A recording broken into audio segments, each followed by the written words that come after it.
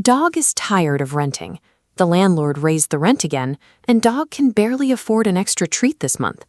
Dog wants a yard, a place to dig. Dog wants to buy a house. Option 1 is simple. Be rich. Just walk in, hand over a giant pile of cash, or bones, and leave with the keys. But when dog checks his wallet and finds exactly one half-eaten bone, this option is off the table. Option 2. Inherit a house from dog's parents. They have a great yard and an excellent squirrel-watching porch.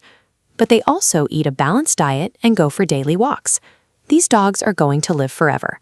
Cross that off the list. That leaves a more common path. This is where dog gets the bank to hand over that massive pile of bones up front so he can actually buy the property today. But there is a catch. Dog has to pay the bank back slowly, in small amounts, over a very long time. Usually it takes 15 to 30 years to fill that pile back up. Since dog isn't a millionaire and won't be inheriting a mansion anytime soon, agreeing to this decades-long payback plan is the only way to get his paws on a yard. But the bank won't hand out a huge pile of money to just anyone. Before they agree to help, they need a green light. They have to review dog's life to make sure he's actually reliable.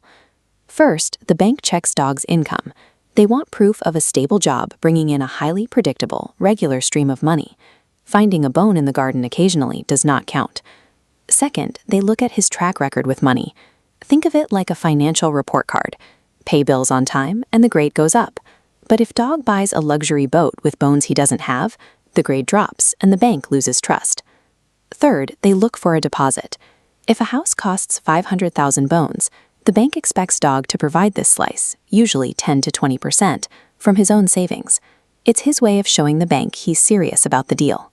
When dog checks his savings and finds exactly 47 bones and a tennis ball, the harsh reality sets in.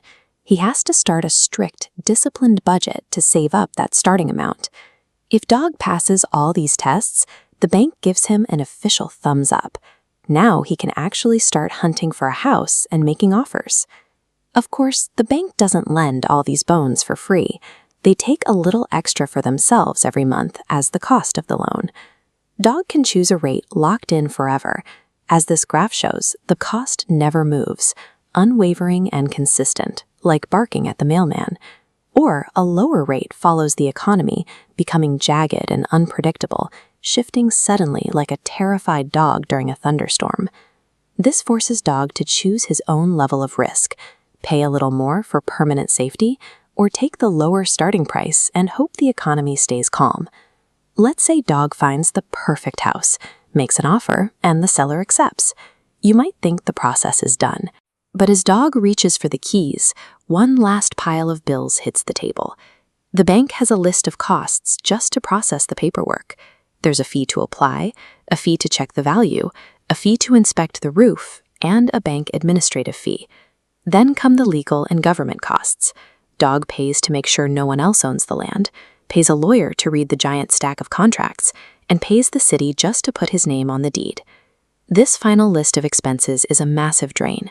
It wipes out a buyer's remaining savings just moments before they actually get to move in. It's a heavy commitment. The very word for this loan comes from an old phrase meaning death pledge. Dog is entering a debt that will last most of his life, and if he misses his payments, the bank can take the house back. But the trade-off is clear. It's the only way dog can get his yard today without having all the bones up front.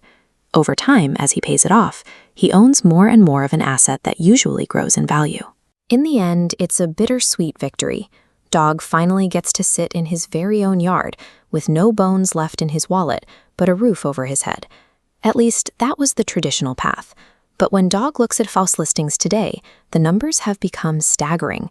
In many cities, the prices have climbed so high they barely seem real. These loans are still the primary way for a dog to build a future and own a home. But when the price of entry is this high, even a solid plan feels